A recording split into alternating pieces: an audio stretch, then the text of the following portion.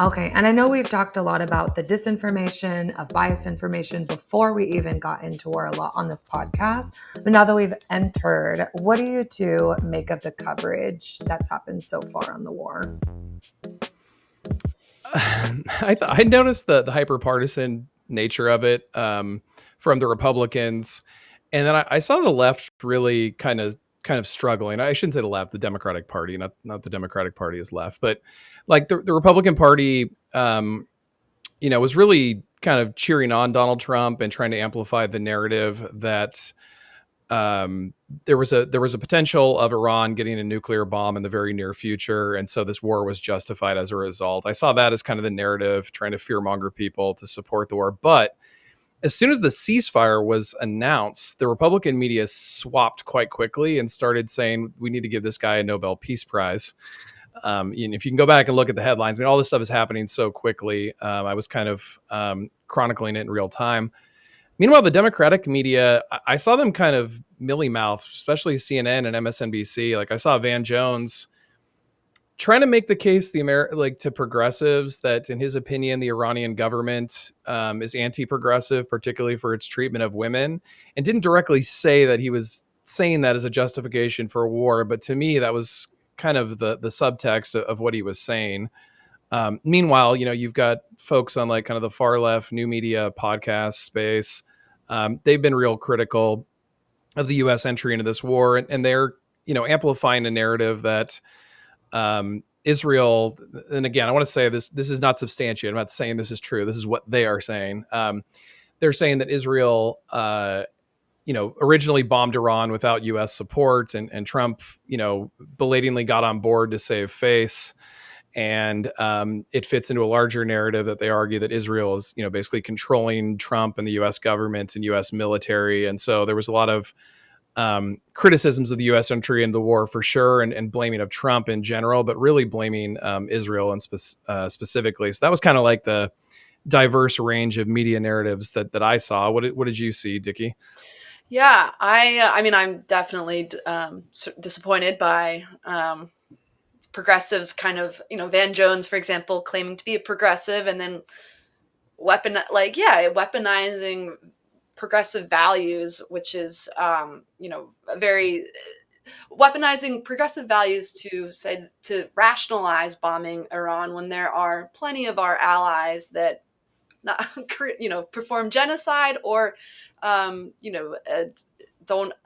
offer the same freedoms and liberties that other halves of women's rights is severely tarnished in places like Saudi Arabia, who's a big supporter of ours, and we're very friendly with them. So it's very selective progressive outrage that Van Jones seems to be having.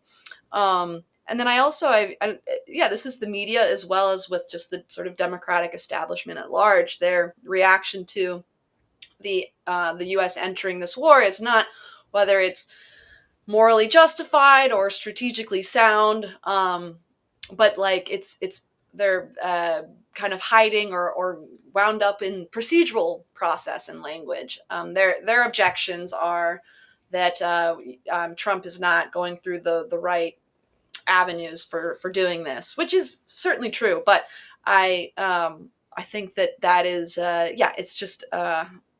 I mean, you see. I think there was a viral clip of a Bernie rally in Oklahoma where it was it was announced that bombs were dropped on Iran, and you see in Oklahoma, it's not like a blue state necessarily, but you see the live reaction of just regular people being horrified by this, and it's so clear that there is a movement that is just here for just if only some Democrat or just anyone that's on the opposition could just harness that energy and it's, but no, the Democrats and the media are not really picking up on that and highlighting that. They are talking about, if anything, just that this is a violation of procedure. So it's kind of scratching the surface. Yeah.